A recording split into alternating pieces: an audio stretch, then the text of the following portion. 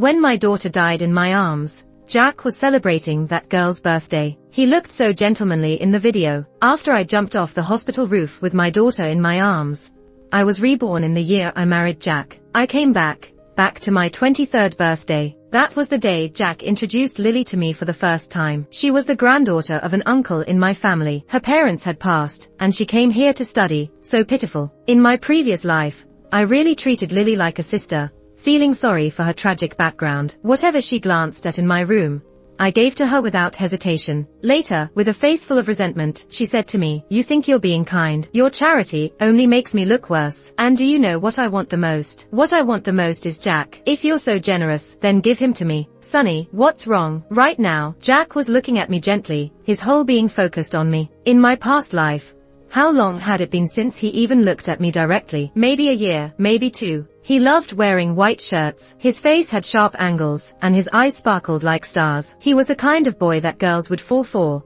the kind of guy who made it into every girl's youthful dreams. I had also once fallen for him. My whole youth was consumed by him. We got married and had a daughter. I never thought, while I was taking care of our daughter at home, he would sleep with Lily on a business trip. When our daughter got acute leukemia and was waiting for him in the hospital, he was celebrating with Lily. I found it hard to believe that the middle-aged man, who never came home or cared for his wife and child, had been this young, attentive guy once. Our parents were already preparing for our wedding. But when did he start having feelings for Lily? And why did he marry me? I didn't know. Maybe while I was naively immersed in love, his love for me had long vanished. All that was left was practicality. 2 families joining together, pooling resources, elevating our family to a higher level. Who cared whether he was loyal after marriage? Who cared if he loved me? I pushed his hand away, saying, "I'm not feeling well. You guys continue without me. I want to go home." Everyone looked at each other, puzzled, because this was a birthday party he had thrown for me. How could I just leave like this? Moreover, the next part was when Jack was supposed to propose to me. It was going to be very romantic. The tallest building in the city would light up with "Sonny,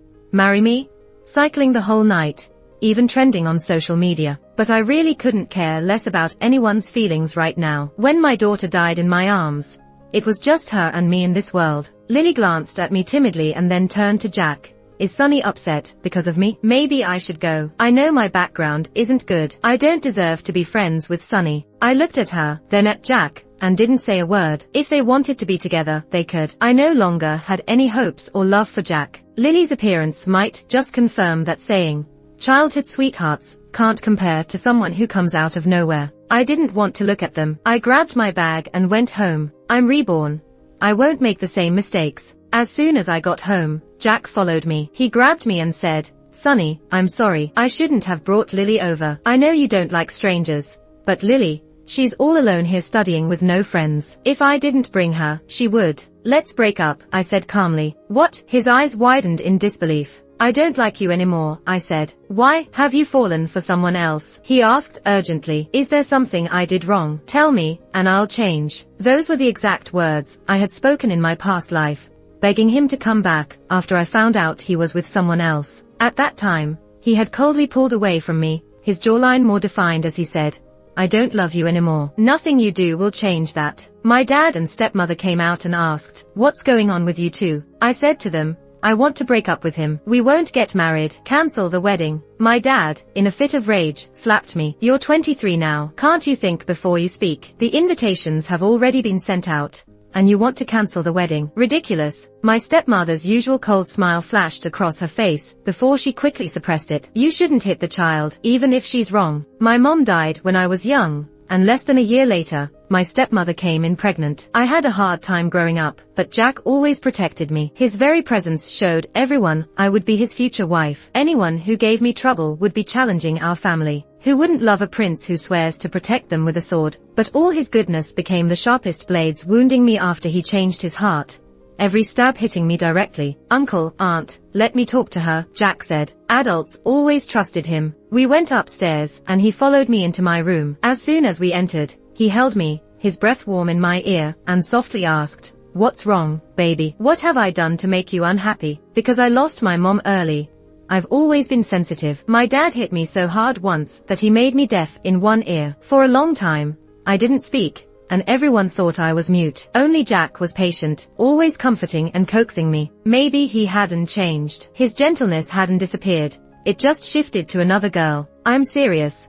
I pushed him away, and said firmly and calmly, I've thought about this for a long time, 4 years. Yes, ever since I got pregnant. He's been traveling a lot for work, doing overtime. He doesn't answer calls or respond to messages. When he does come home, his favorite place is his study. That heavy door, a tightly shut heart. At that time, Lily's social media started to give things away. She was a college student, and her check-ins always followed Jack's business trips. In those fancy meal photos, you could catch glimpses of his watch and cufflinks. It was obvious Jack was with Lily when he wasn't home. I thought about divorce, but I couldn't bear it. I couldn't let go of his past kindness. But in my past life, the price I paid for those sweet moments was my life. Now that the heavens gave me a second chance, I shouldn't betray myself again. He looked even more incredulous. His eyes immediately reddened. That wasn't fake sadness. He staggered back a step, his voice hoarse. So, while I was planning our future with all my heart, you were thinking of breaking up with me. I looked at him, but when I poured my whole being into our marriage,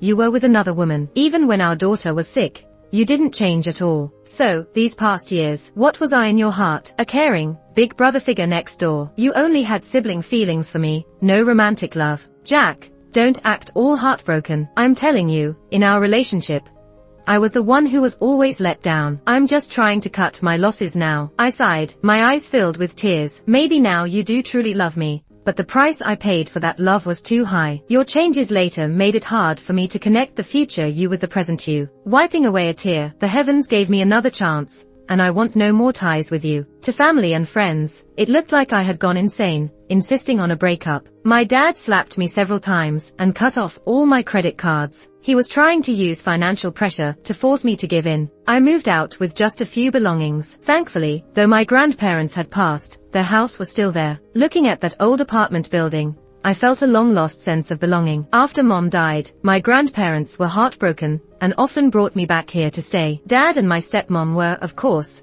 happy to have me out of the picture. When I was 6, my grandparents passed away one after the other. It wasn't until high school that I could return here without worry. The old house was dimly lit, but warm and peaceful. I silently looked at old photos. The world's people who loved me most were here once, but now they were gone. Other than this house, my grandparents left me some savings. I took a trip to the mall and contacted the cemetery. Mom and my grandparents were buried together. Next to them was a plot I had bought, intending to be buried there when I died. Now, it would be for my daughter first. I bought her clothes and shoes, and her favorite bell, and placed them inside. The staff looked curiously, but said nothing. The tombstone read beloved daughter Amy. No last name, because Amy was solely mine. After setting up Amy's headstone, I sat there all afternoon. This place held the 4 most important, most loved people of my life. Now, they were all gone. When Mom left, I thought Dad would still be there for me. But soon, he stopped coming home. When he did return, it was with my pregnant stepmom. After that, he was no longer my dad, but someone else's husband and father. Then came Jack, who became the most important person to me. Unexpectedly, he pulled me out of the mud only to push me into an abyss. Amy's acute leukemia progressed rapidly. She was so young,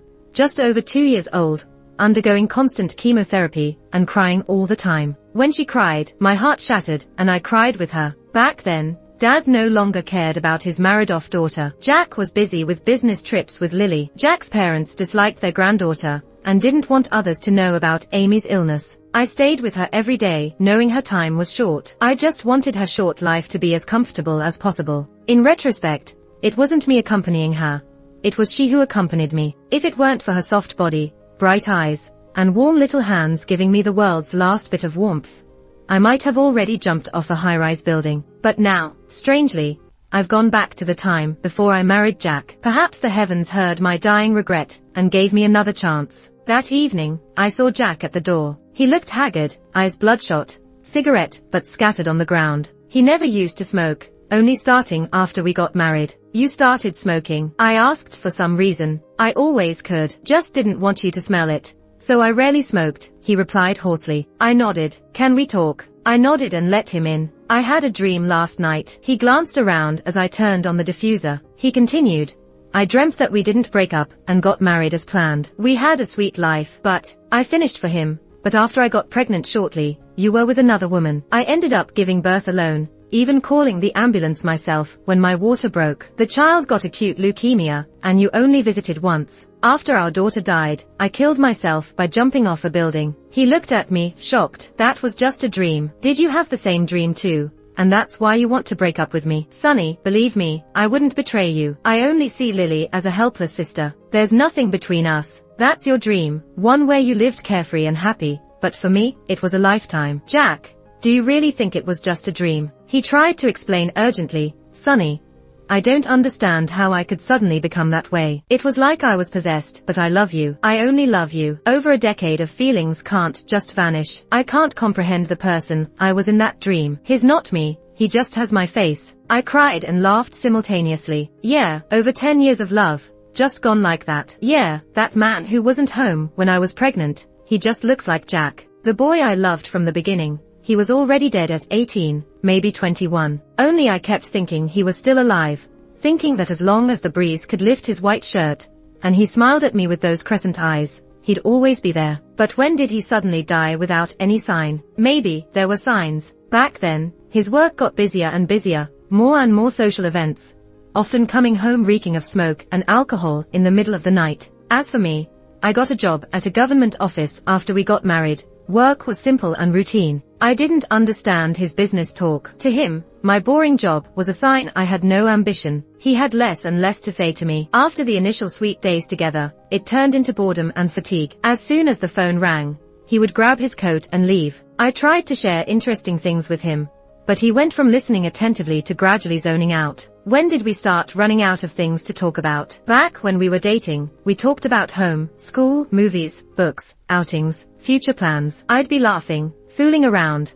and he'd just look at me gently with so much focus. But when that future arrived, he went silent, leaving me in the same place, talking endlessly without realizing. He couldn't stand it anymore. His variety of friends expanded, late night reasons became more and more bizarre, until he just stopped coming home. After I got pregnant, one weekend he worked late, and I brought him a meal to his office. It was a scene I dreamed of as a young girl, him at work, me bringing food, keeping him company, then going home together. Many people complain the waiting is long. I thought, if there's still a lover to wait for, that's happiness. Then, through the glass, I saw Lily in a white dress, her long hair down, sitting on his lap, him feeding her, lovingly, like she was a child. Lily looked so fragile, pale, with a kind of delicate beauty. That was the day I met another version of myself, one so hysterical, and saw his cold, steel-like cruelty. I fell, bled, but the baby was okay. After that, neither Lily nor he felt any need to hide. Everyone knew about them. He said,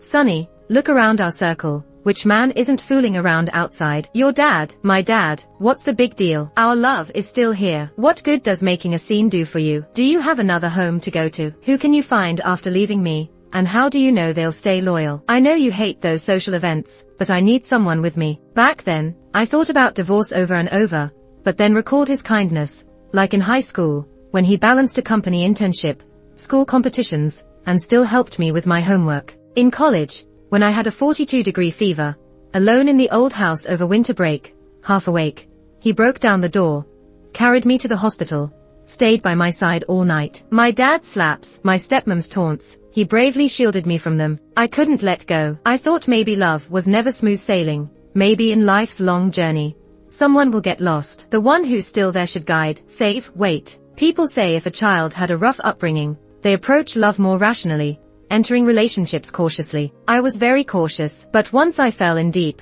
the small warmth he gave melted my frozen heart, especially with so much companionship and care since we were young. So I waited, thinking he'd turn back eventually. Instead, I got his endless nights out, alone holding Amy, crying my eyes out. He said, "You did nothing wrong. It's just our life's paths are different now. Sonny, you're standing still, but I've embraced a new world. You can't keep up with me. I'm afraid of heights." But that day, on the high ledge, I felt a sense of relief like never before. No more sleepless nights, no more heart-wrenching pain, no more waiting for someone who's never coming back. But it was too late. The moment Amy died, we were done. I wiped my tears, seriously asked him, "Do you even know I had a daughter? Do you know her name was Amy?" He was already crying like a mess. "Give me another chance, Sonny. I really don't know why I changed. I really loved you. My love for you wasn't fake. Please, even if I did something wrong, I know it now, really." How ironic. In my past life, I so hoped he'd sob and beg for forgiveness, and we'd be back together. But now, when he really did, I realized the person I loved had died long ago, somewhere unknown. My call-off caused quite a stir. My dad felt embarrassed, told me never to come home again. Friends asked for details, wanting to know why. Since Jack was always the perfect boyfriend, we were the model couple, splitting with no signs. Everyone was curious. I ignored them all. Jack still came by a lot, though I told him we were over. He'd just leave stuff at my door, sit quietly on the stairs, then after a while, leave. The things he left, I'd toss in the trash the next day. One day, seeing him leave from my balcony, I noticed he was no longer that proud, vibrant boy. He seemed older, broken down. I passed my grad school exams, set off to study in Boston. The day before I left, I went to the cemetery. By Amy's tombstone, there was a bunch of daisies. I sat beside her, soaking in the sun together. The cemetery was quiet, surrounded by lush trees, the sky clear and high. I felt empty but at peace inside. Grandpa, Grandma, Mom, Amy, I'm heading to Boston. I probably won't come back often. Rest in peace here. Don't worry about me. I'll take care of myself and not do anything foolish anymore. I wiped away my tears. I won't go back to Dad's house or reach out to Jack. Maybe he did treat me well once, but hating someone is too exhausting. I don't want revenge either. He genuinely treated me well, but he also hurt me deeply. Let's call it even. Amy, you have great-grandpa, great-grandma, and grandma with you. Don't be afraid. Mom's going to start a new life. I stayed with them for a long time, under the golden, radiant sunset. In the evening light, Jack walked up the stone steps towards me, holding a bunch of daisies, and placed them in front of Amy's gravestone. Why cherish someone only after they're gone, when you didn't appreciate them while they were alive? No, the Jack from my past probably wouldn't have shed a single tear even if Amy and I had died. Thinking about this, my anger surged again. Why was I with him? Why did he promise to love me forever, but hurt me so deeply? In that dream, you never held Amy even once. When she was sick, you visited only once. Now you're doing these things to ease your guilt. I sneered. You don't have to, really. Back then, you didn't even know what guilt was. You were probably just relieved that Amy and I wouldn't be your burden anymore. He looked pale and in pain, but even his pain couldn't measure up to a fraction of the agony I felt back then. I got up, and he grabbed my hand, his voice hoarse. Sonny, I'm sorry. I'm really sorry. I shook off his hand, but he pulled me into a tight embrace. Sonny, give me another chance. This time, I'll be a good husband. I'll take care of you and our child. Believe me, I know I was wrong. I regret everything, deeply. When I heard in the dream that you had jumped, I regretted it deeply. I begged the heavens for another chance. Just one more chance, and I'll cherish you, Sonny. I know I was wrong. I'll be a good husband, a good father. Seeing me unmoved, he held my waist and knelt in front of me, burying his head in my stomach. I really know I was wrong. Please, don't ignore me. Don't leave me, Sonny. I can't live without you. I don't know how to go on with my life without you. What's the point of my pain, joy, success, or failure anymore? Sonny, didn't we plan to have a family with no betrayal, no arguments, just warmth and love? I'll give you that. I'll give you everything you lacked. Just give me another chance. I really know I was wrong. The day after his proposal, he took me to the cemetery. He swore to me, to my mom,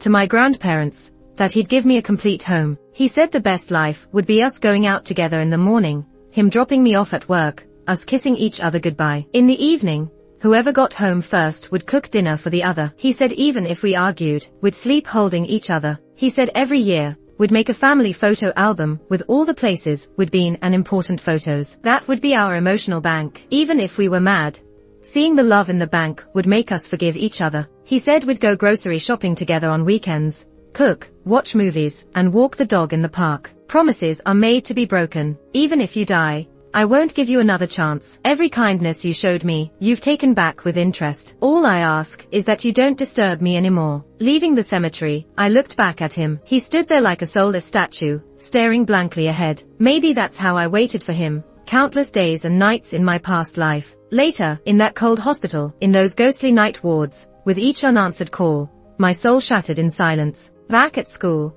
everything I went through felt like a distant dream. I quickly adapted to my new life. I went to classes, hit the library, read my assigned reading lists, watched variety shows, and binge-watched series. Oh, and I cancelled all my old phone numbers and bank accounts. It was as if I had never existed. My memory didn't include those people anymore. My life now is filled with new people, new things, new routines, and a brand new me. With so much time on my hands, I threw myself into reading and studying. The world of literature became my refuge. No matter how reality battered and broke me, the mountains and rivers of literature always brought my soul peace. On New Year's, it snowed in Boston. I walked around campus, soaking in the serene, snow-covered world. It was the peace I could never find in my previous life. Back then, during New Year's, I felt like an extra in my dad's house. My stepmom's smile was cold and distant. My dad and brother were close, while I felt like a puppet. After marrying Jack, we'd spend New Year's at his parents' house. Socializing with relatives exhausted me. When our relationship soured, we couldn't even pretend to be close in front of others, making me feel even worse. Now I realize, no matter how hard I tried,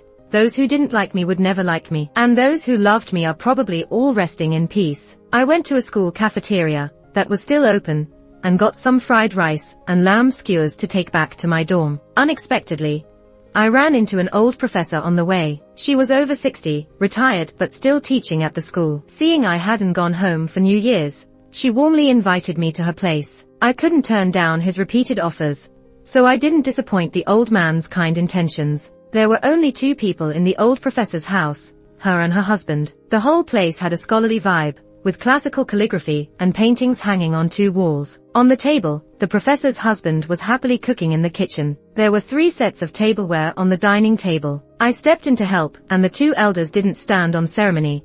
They asked me to wash the fruits. I was really afraid they'd ask me why I wasn't going home for the new year. Luckily, they didn't say anything. The old professor asked about my reading progress, and her husband joined the conversation. They started discussing a book. Their vast knowledge made me feel ashamed. I said enviously, "Professor, I want to get a PhD and stay at school to become a college teacher in the future." The old professor smiled and said, "Of course you can. You have a talent for academics. It suits you. But remember, doing research requires patience. Think it through. If possible, I'd retreat to a secluded mountain. Why would I be afraid of loneliness? Since starting my graduate studies, I feel like I've finally found my calling in life. It's something I need to do, regardless of anyone else." After some time, the old professor cheerfully made a call, asking the person on the other end when they'd be home. After getting a response, she explained to me, "That's my youngest son. He's on his way. We'll wait for him." The old professor had 2 sons, one abroad and one at home. We watched TV and waited. When the door opened, I was stunned.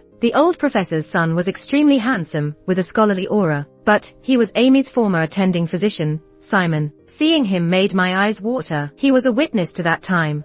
Seeing him brought Amy to mind. I rudely rushed into their bathroom, desperately trying to hold back my tears, but I couldn't control them. When I finally stopped crying, the reflection in the mirror showed my red eyes. When I came out, they acted as if nothing had happened, warmly inviting me to sit down and eat, chatting about other things. Their family meals were warm and harmonious. His brother's family abroad also joined via video call. It was lively. I didn't say much the whole time, using the bowl to shield my face as I ate and silently cried. After the meal, the old professor asked him to walk me back to school. It was late. The street lights cast a dim light. We walked slowly without talking. At the school entrance, I saw a figure standing outside. In the white world, he wore a black coat, with snow accumulating on his shoulders. It was Jack. I froze. "What's he doing here?" Simon followed my gaze, looking puzzled. I said to him, "Thank you." This thank you wasn't just for walking me back, but also for the care and patience he had shown Amy during her treatment. During that time, Amy saw Simon more often than she ever saw Jack. She couldn't even remember what Jack looked like, always looking forward to Simon's visits, saying she wanted to marry him when she grew up. I appreciated that beyond his duty as a doctor, he took extra steps to care for Amy's emotions. "No problem." His voice was low, sounding a bit resigned. Jack saw us, hesitated, his gaze moving from me to Simon, and then settled on Simon, scrutinizing him. Simon ignored Jack and said to me, "Let's go. It's dark and slippery. I'll walk you to your dorm." I nodded. "Sonny," Jack called me, his voice pleading, "it's New Year's today. I came to be with you." Unwavering Jack would worry about me being alone, overcoming all difficulties to accompany me. But time changes everything. A man's heart changes too rapidly. I frowned in clear disgust. "Don't appear here. I don't want any memories of you here." Yes, Boston and my life here were a fresh start. I wanted no connection to my past negative experiences or people. He stood there stiffly, shocked by my attitude. He probably never thought the girl who once completely depended on him would end up detesting him. It's likely that in his smooth life,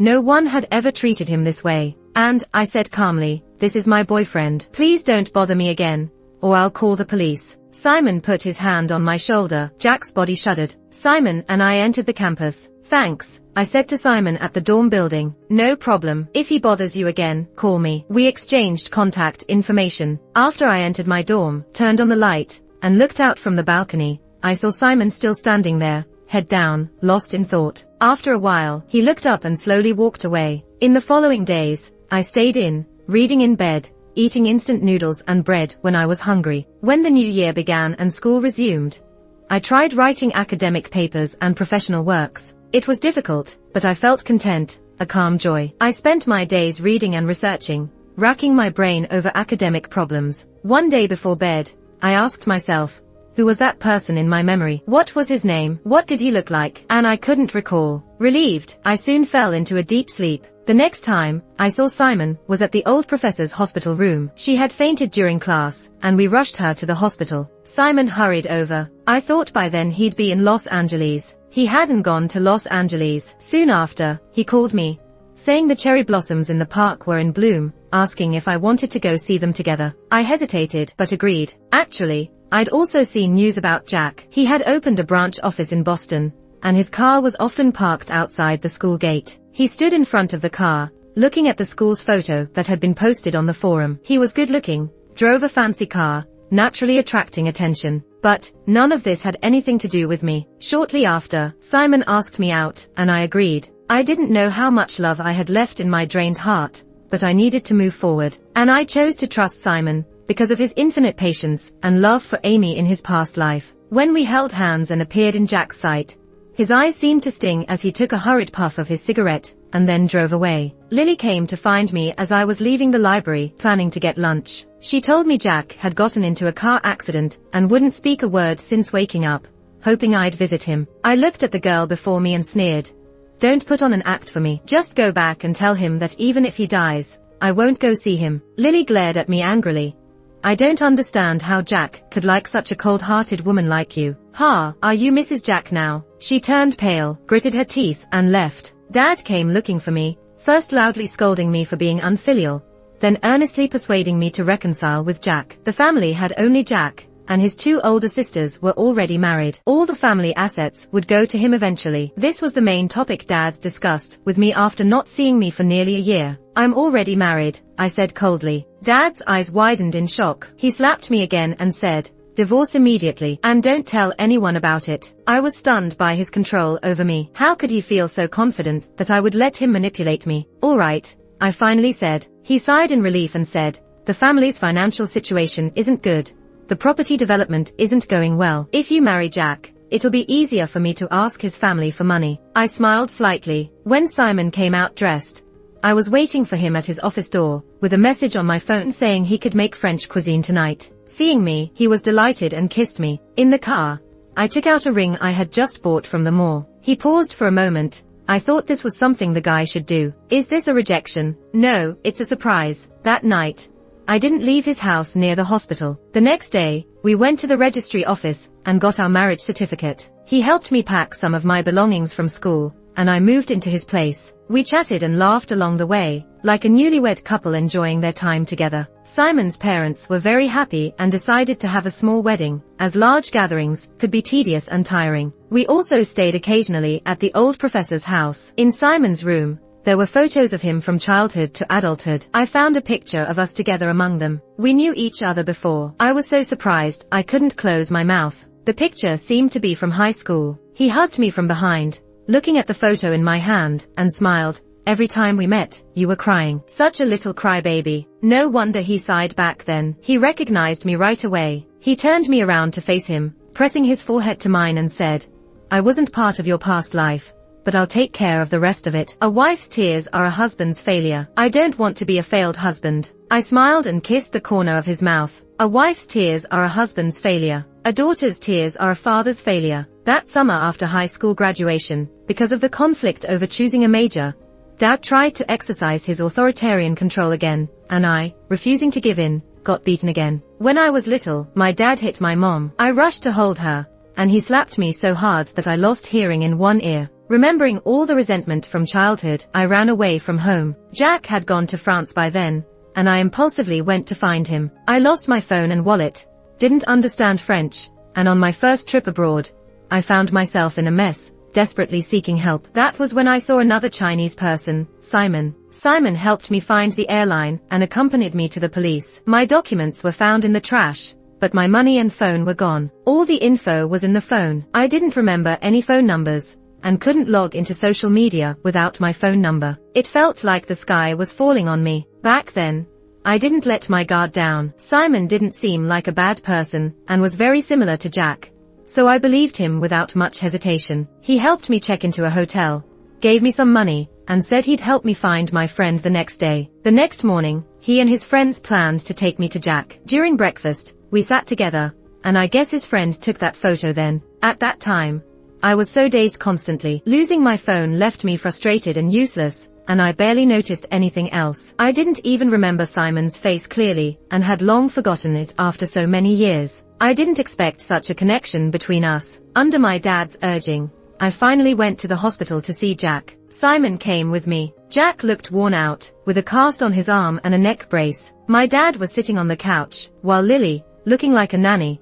stood by his side, trying to get him to drink something. Jack, annoyed, knocked over the soup, and his mom immediately scolded Lily. "What are you doing? He doesn't want to eat, so stop forcing him. Can't you do anything right?" Soup spilled onto Lily's white dress, making her look very pitiful, on the verge of tears. If it were in the past life, Jack would have immediately held her and consoled her. Now, he just looked away in disgust. Seeing me, Jack's parents were very enthusiastic, starkly different from the disdain they showed when I gave birth to my daughter in the past life. When they saw Simon behind me, they looked momentarily stunned. Jack's eyes lit up when he saw me, though his voice was restrained. "Sonny." His eyes reddened. I nodded, with a slight smile. Simon introduced himself politely to everyone. "Hello, I'm Sonny's husband, Simon, and also a doctor at this hospital." He was off today, and dressed casually. The room fell silent for a moment. Dad stared at me with wide eyes. I took an invitation out of my bag and handed it to Jack, saying, "After thinking it over, I decided to give you one." The veins on his hand stood out against his pale skin. His ungauzed right hand seemed extremely heavy, shaking uncontrollably as he tried to lift it. His mother started scolding me, saying I was heartless. Jack had given so much for me, and I was being so ruthless. She tried to comfort Jack, saying a cold-hearted woman like me was best gone sooner. Lily was crying beside Jack, questioning how I could betray his love. Dad, in anger, disowned me. I smiled at them slightly and said, "All right." I didn't have high expectations for marriage. Even with Simon being so caring, I didn't let myself get too lost in it. Unpredictable love always comes with silent disappearances. I didn't want to go through that again, but we lived happily together. We were the kind of people who found tranquility in just reading books side by side without talking much. The wedding was 2 months later. About a month after that, I noticed my period was late, which was unusual for me. I tested and, sure enough, I was pregnant. Fear overshadowed the joy. Of course, I was excited for new life. A new life would unconditionally belong to me, but I was afraid it might turn out like Amy. During Simon's lunch break, I went to the hospital to tell him. His eyes lit up with joy, and then he started talking to himself, pacing in circles. "It's just been over a month. Have you taken any medication recently?" "No." "Dyed your hair?" "No." "Been around radiation?" "Oh God." That shocked me but made me laugh, easing my worries. He came to his senses, gently supporting me as if I were fragile. "You should sit. Don't stand for too long. Don't do house chores.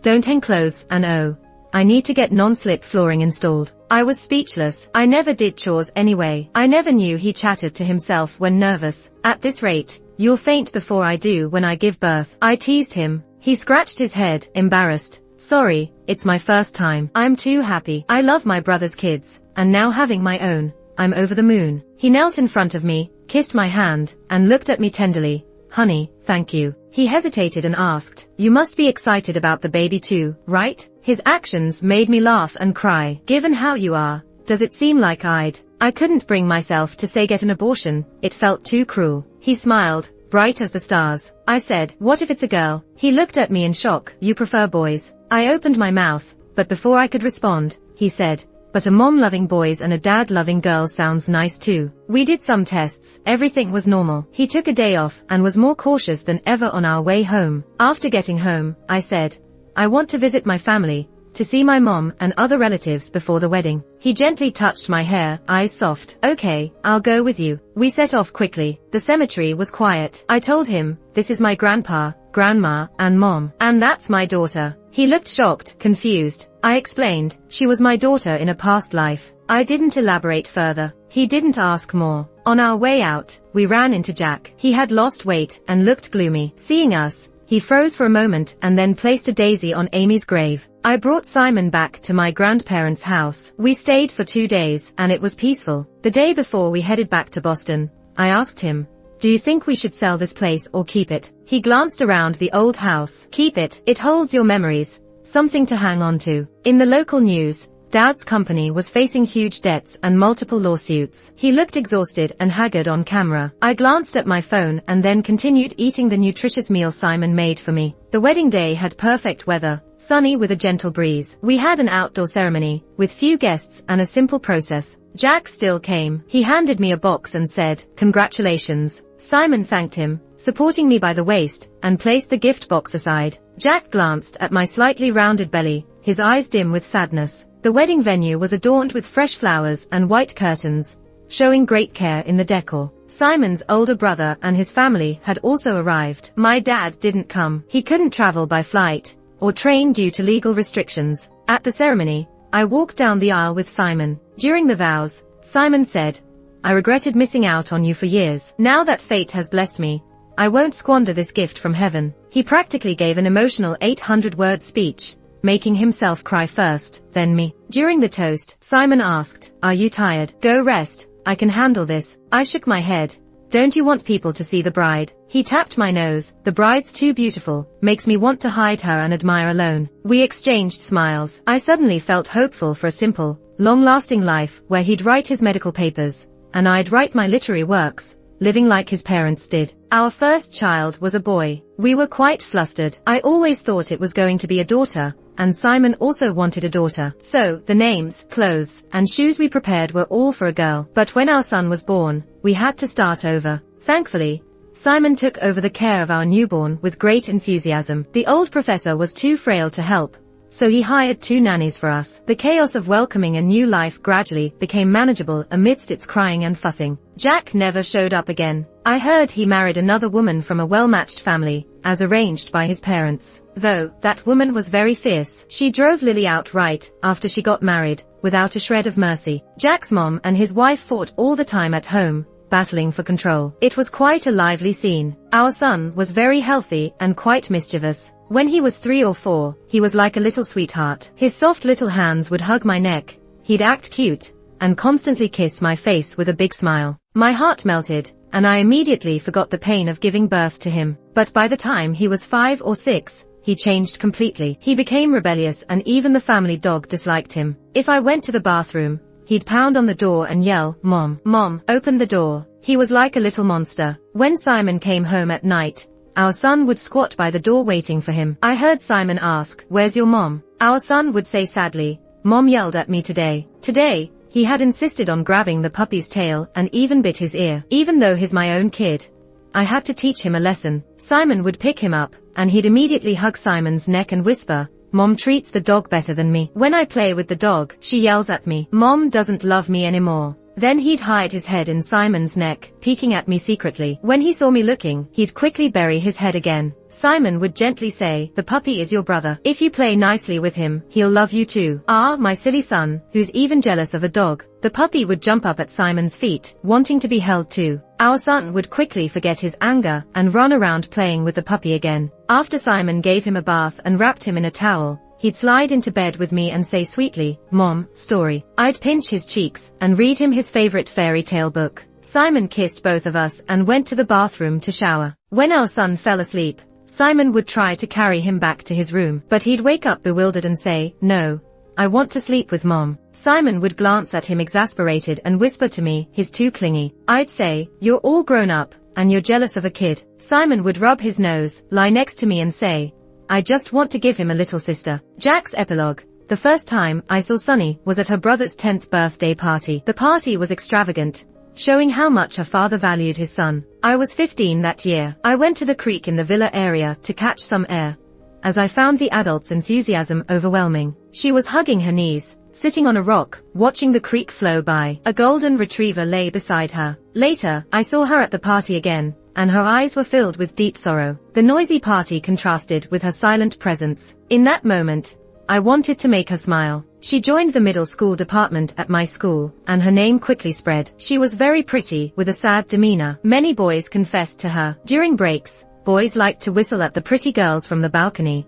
but she wasn't used to such attention. Being shy and introverted, she'd quickly lower her head and walk away. I heard she couldn't speak and was mute. When people talked to her, she usually just smiled, a faint smile. When my mom went to her house for afternoon tea, I did something unprecedented. I asked to go with her. When we arrived, her brother had torn her homework to pieces. She silently picked it up. Then her brother tried to grab the golden retriever's tail and cut its skin with a knife. She got scared, dropped her backpack, and pushed her brother. He fell and started crying. Without a word, her father slapped her to the ground. Her forehead hit the coffee table, and blood immediately flowed. She didn't cry, just sat there blankly, watching them comfort her brother. She was 12 that year, and her brother was 10. I helped her up and questioned her parents. Why did you hit her? It was the brother who tried to hurt the dog. Can't you see? She didn't cry when she hit her head, but after I spoke, her hot tears fell on my arm. It was really hot. Ignoring everyone's shock, I took her to the hospital. The golden retriever followed her closely. After treating her wounds, I took her to a dessert shop. She picked up a spoon and kept stirring the colorful ice cream until it melted,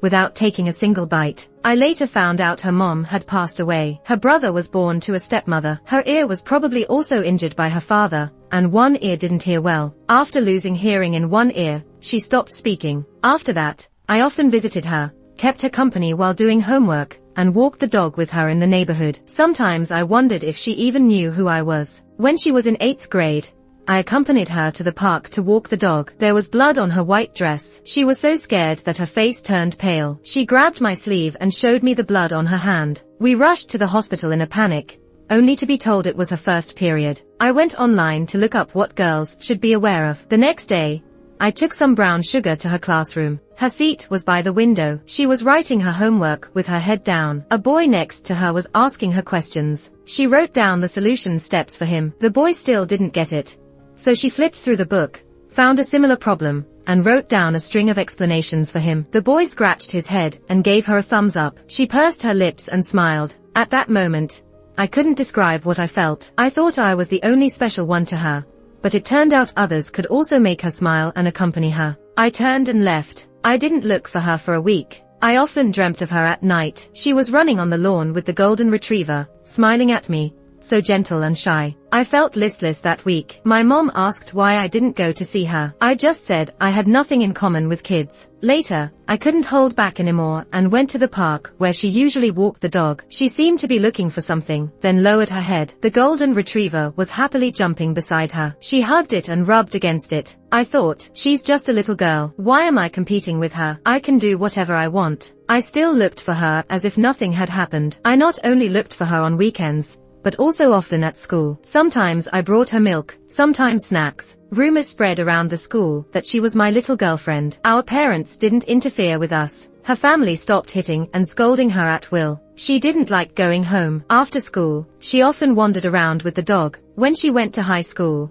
I went to college. She started living on campus. Before school started, she texted me for the first time, saying she wanted to treat me to a meal. I was very surprised. It felt like throwing stones into a deep well and finally hearing a response. She still brought the golden retriever. She ate very elegantly and had a small appetite. The places we often went were the mall for meals and the park for walking the dog. I babbled on about high school study tips, telling her to study hard, and that she should go to the same college as me. Actually, she was very smart. She didn't need me to say anything, but I liked the way she tilted her head and smiled while listening. Suddenly, she asked me, "Jack, can you take care of Mau Mau for me?" Her voice was light and thin, as if the wind would blow it away. I was too shocked to speak. After a while, I asked, "You can talk?" She nodded. Seeing my surprised look, she seemed a bit proud, as if she had pulled a prank. I took the golden retriever home. She rarely went home after starting high school. She only came to my place on weekends to see the dog. but she wouldn't come inside,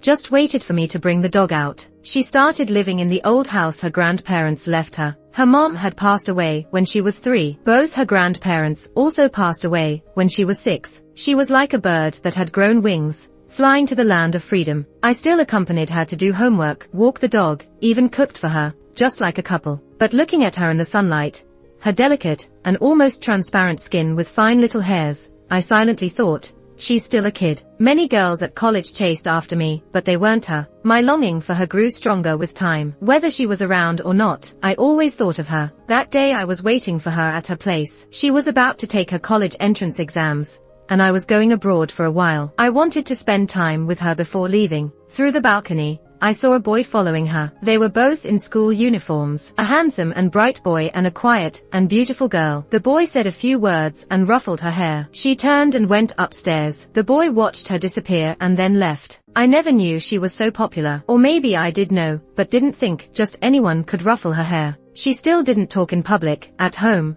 or in front of classmates, as if she were really mute. Did she talk in front of that boy? I thought I was special. She saw me and called out to me. I asked her, who was that downstairs just now? A classmate. Your boyfriend. She shook her head. Then why could he touch your hair? She tilted her head and thought for a moment, saying, because he's a friend. A friend. The boy who acted with you in the school play. She had acted in a school play. She nodded. I must have looked terrible, because she seemed stunned and uneasily watched my face. She quickly explained, just a friend. Then what about me? I stared at her and asked, what am I to you? Also just a friend. Her face turned red instantly. She nervously clenched her clothes and said softly, I don't know. I took her hand and placed it on my chest. I'm your boyfriend, got it? Her face went bright red as she responded in a weak voice. When she came to France, it was a pleasant surprise. We had planned her graduation trip, but seeing the person beside her, I felt an unprecedented sense of crisis. Later, I found out his name was Simon. I kissed her in front of Simon. After that, our relationship naturally progressed. She was very obedient. I didn't want her to interact with boys, so she wouldn't add any boys on social media. I didn't want her to join clubs, so she read in the library, or went on dates with me instead. I used to take care of her, but now it felt like she was accommodating me. We were happy for a long time. People who knew her said I healed her. She started smiling more and even speaking. After we got married, she got a 9-to-5 job. Every day, she waited on the sofa for me to come home. When I opened the door, she and the golden retriever would rush to hug me. I don't know when it started, but my social engagements got later and more frequent. The places I went became more diverse. My friends became a mix of different backgrounds. By the time I realized it, I wasn't coming home for dinner anymore. She didn't complain. Business required socializing. I was young and needed to expand my network. From entertaining partners to casual flings, and then finally to drunken affairs, everything happened so quickly I couldn't keep up. From the initial regret and self-blame, to later feeling lucky, and then thinking, hey, I'm a guy who wasn't like this when they were young. I became more and more reckless. She spoke less and less, and when facing her, my heart grew heavier. The love that once felt like a mountain pressing down on me was telling me about my irresponsibility,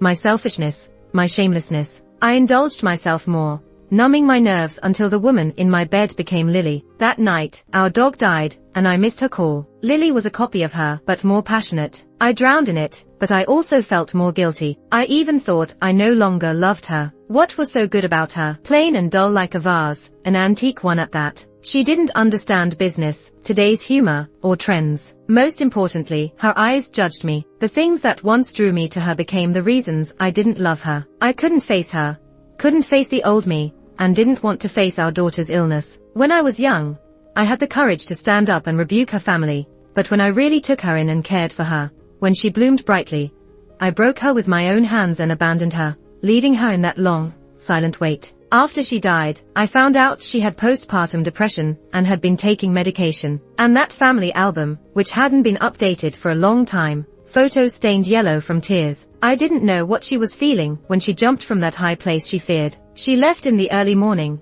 choosing a very secluded corner. Just like in life, she always preferred quiet, empty places, remaining silent. It wasn't until after she died that I realized my love for her never disappeared. I was just blinded and enveloped in darkness, allowing myself to be lost in the fog. If time came around again, I would love her properly. But if it really did, her eyes would still show clear disgust for me, sharp like a sword. It's my fault. Simon, the doctor who took care of her, and Amy, ended up marrying her. She got the life she wanted, full of normalcy and peace. Even if fate gave me another chance, I would love her well. But when that chance came, she wouldn't trust me anymore. The guilt I feel for Sunny is matched by my intense hatred for Lily, tenfold. She even hoped to climb back into my bed, thinking I would be gentle. Sunny chased her out, even exposed her affair at school, forcing the school to expel Lily under public pressure. Lily begged me to help her, crying her heart out, saying she knew she was wrong. But she knew she was wrong.